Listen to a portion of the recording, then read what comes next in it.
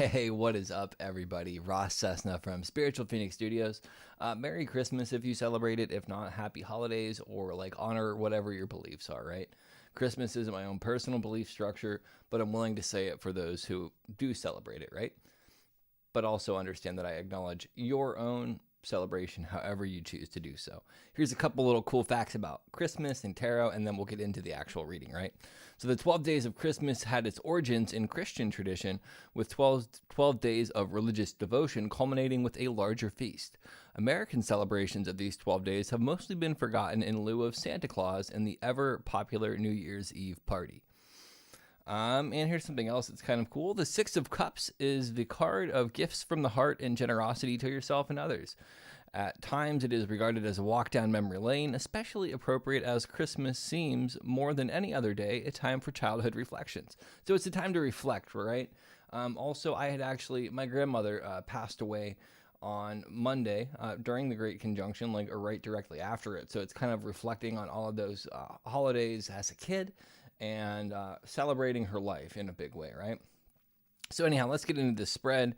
The basic premise of this is just 5 random cards.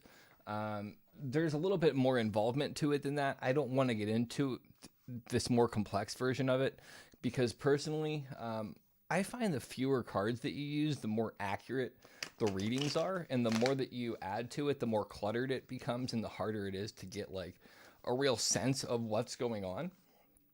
This suggested 5 cards. I'm going to do the spread this way, and then we're going to kind of check it out. Let me do the tabletop view, right? Because we can do that.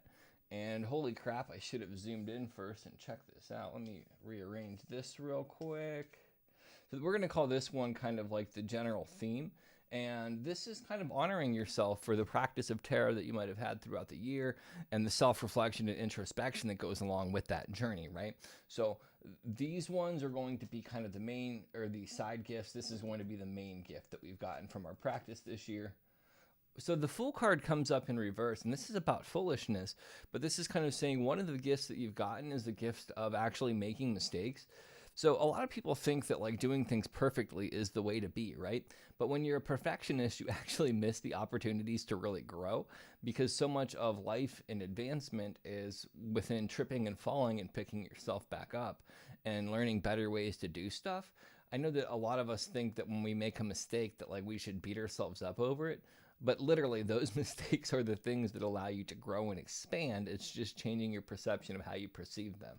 So give yourself the gift of, pardon my language, being a fuck up and, and like embrace your mistakes. That's one of the gifts you need to celebrate. The other gift, Sun card in reverse. Sun card is always positive, even in reverse. But in reverse, it's about confusion, right? So there's a gift in being confused to some regard. I talk a lot about clarity and being mentally present. But again, there's a beauty in losing your path. So your gifts right now are being foolish and being confused.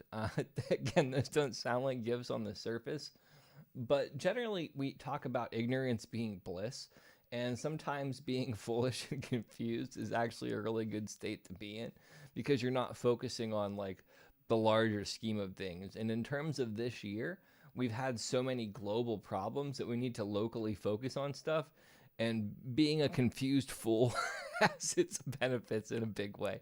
I'm going to leave it at that, right? We're going to go to the next present.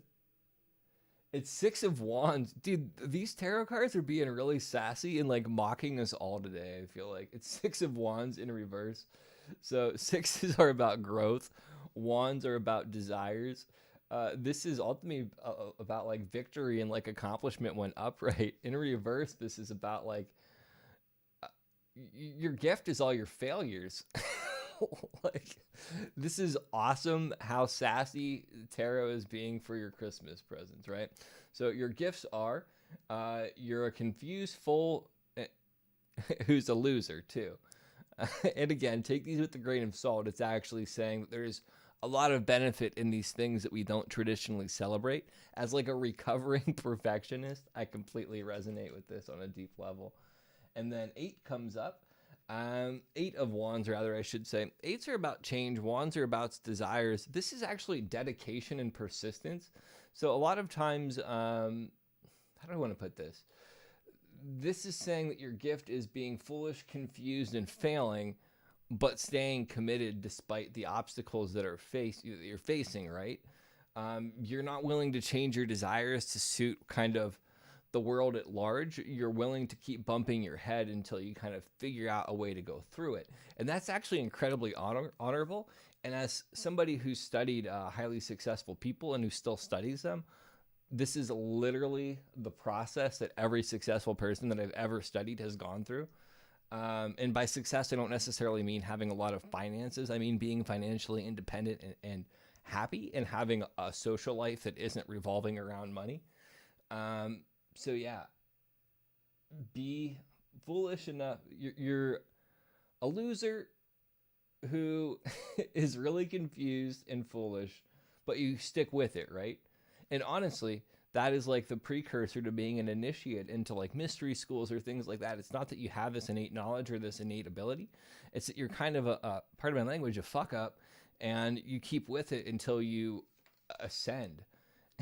And here's the big thing. This is the big hit, right? You have 9 of Pentacles for kind of the sum of the year. 9s are about fruition, and that's like kind of the continual investment into something and like the result of it. And if you look here in the artwork that my homie Stephanie Capone did on the Moon Void Tarot, there's these pentacles growing on the bush, and it's like those are the fruits of your efforts, right? And this is actually, despite being a confused, foolish loser who doesn't give up, or as a result of being a confused, foolish loser who doesn't give up, you're actually like achieving a level of comfort and satisfaction and happiness in your life, and you're able to be yourself, right? Because a lot of times people try to be so perfect that when they make a mistake, they try to sweep it under the rug. But the more honest you get about your own challenges and setbacks, the easier it is for you to be yourself, right? Honesty will relieve you of a lot of the stress that you might carry once you get comfortable with owning your truth, despite what other people might think about you. I'm going to give everybody one more card. I'm going to do a tarot card reading for the collective closer to New Year's too, where it is a tarot card kind of by month for the whole year, and then a general theme. And then I'm offering a discount on that exact same reading on my Etsy.